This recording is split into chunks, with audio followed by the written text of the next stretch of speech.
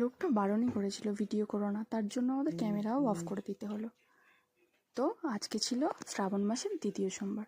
তো আমরা আগের সোমবারের মতো আবারও চলে গিয়েছিলাম। না বলবো না এবারে কোথায় যাচ্ছি।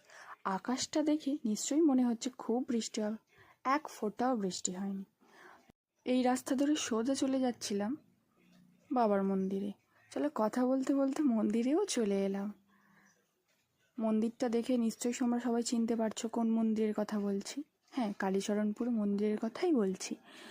সবাই বলেছিল জল ঢালতে দেবে না, তো আমি মনে কিছুটা ভয় নিয়েই চলে এলাম জল ঢালতে।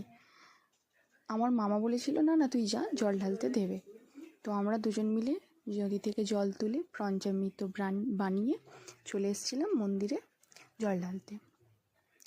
অনেকেই এসেছিল, ওখানে একটা বেদি তৈরি করা ছিল, যারা তারকেশ্বর থেকে জল নিয়ে এসে বাবার মাথায় ঢালবে ওখানে রাখার জন্য। তো প্রচুর ভিড় হয়েছিল মন্দিরে। আমরা মন্দিরটা 3বার প্রদক্ষিণ করে বাবার মাথায় জল ঢালতে চলে গেলাম, এবং তারপরে নন্দীদেবের কানে কানে নিজের মনস্কামনা কিছু বললে নাকি ডিরেক্ট বাবার কানে যায়। তো এটা সত্যি কি না জানি না, তোমরা সবাই জানিও এটা সত্যি কি না। তো আমি এই সত্যিটাকে মেনে নিয়ে বাবার নন্দীদেবের কানে কানে কিছু বলে নিজের মনস্কামনাটা পূর্ণর আশায় বললাম আর কি। তো হর হর মহাদেব, সবাইকে সুস্থ রেখো, সবাই ভালো থাকো।